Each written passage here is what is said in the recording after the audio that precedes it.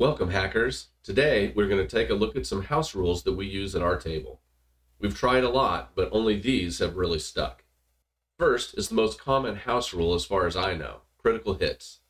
The standard rule, doubling the dice, has the possibility of being less damage than a normal hit. Even if all the dice are not low, it is possible that the crit damage comes up a 1. Gaining only a single point of damage for a critical hit just feels bad. We maximize the normal dice, then roll additional dice. If you swing a great sword with a 20 strength, you roll 2d6 and add your strength bonus of 5. When we crit, we take 12 for maximizing the original damage, then roll 2d6 and add 5. This means you will never roll less than your normal attacks. Tell me if you use any kind of critical hit rules at your table in the comments below. Next, we have made Detect Magic a cantrip. This doesn't feel like it's unbalancing anything, and it makes sense to us.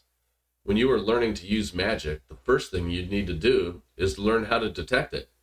Especially at low levels, this has caused it to be a spell worth taking, even with limited spell slots. We also use a hero point system. These function very much like inspiration, except that we start with one for each player at the start of a session. Normally, you would use inspiration to give yourself advantage on a variety of rolls, but hero points can be used after failing to allow you to re-roll. This isn't terribly different, except there is no chance of using it and then rolling too high numbers, meaning it wasn't actually needed. Next, the conjure spells, like conjure animals and conjure woodland beings. Who are you, and where did you come from? I am Digit. You cast conjure woodland beings, so here I am. I didn't cast it, I just said it. Close enough. Want to help me with this video? Sure. Cool. Anyways, it reads, choose one of the following options. 1 beast of challenge rating 2 or lower, 2 beasts of challenge rating 1 or lower, etc. According to tweets from the developers, it is intended that the Dungeon Master is the one that selects the creatures.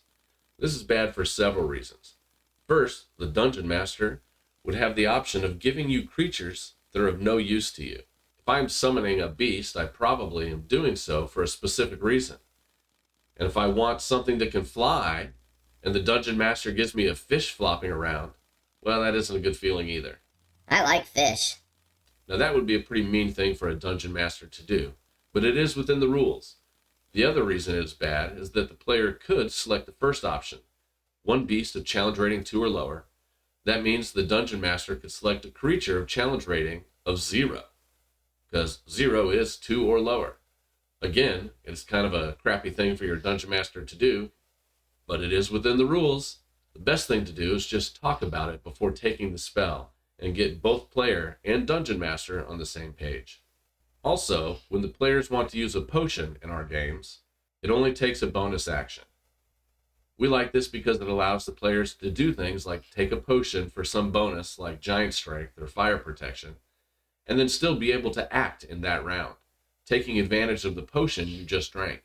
With the current rules requiring an action, a player might drink a potion, then have to wait until the next round to do anything. With many combats only taking 2, 3, or 4 rounds, it could mean you are losing up to half of the encounter because you took the drink.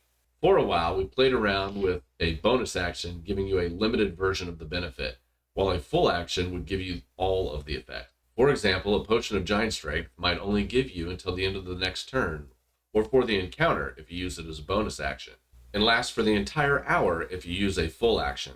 The final house rule is to ignore multiclassing rules. I'm a rogue, sorcerer, wizard, ranger, barbarian multiclass. Well, that is impressive. You must have had great attribute rolls. Magic dice. Ah, that explains it. Multiclassing rules say you have to have a minimum primary ability score in both the class you already have and the new class you are taking. This never made any sense to me. I have a bugbear ranger that uses strength.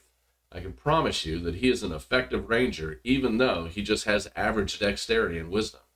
Under the current rules, I wouldn't be able to multiclass into something like barbarian because I have a low dexterity, even though barbarian wants a high strength, which I have. It is completely acceptable to be a ranger with a low dexterity, but you can't multiclass out of or into ranger.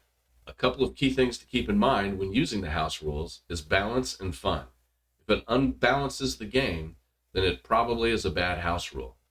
If it makes some part of the game more fun for the players or makes something useful that usually isn't, then that is a good house rule. If you are a group that has a session 0, and I recommend that all groups have a session 0 in some fashion, then this is the time to discuss house rules that you plan to use. That way, nobody is caught off guard and everyone can give their input. Let me know what house rules are your favorite that you guys use in the comments below.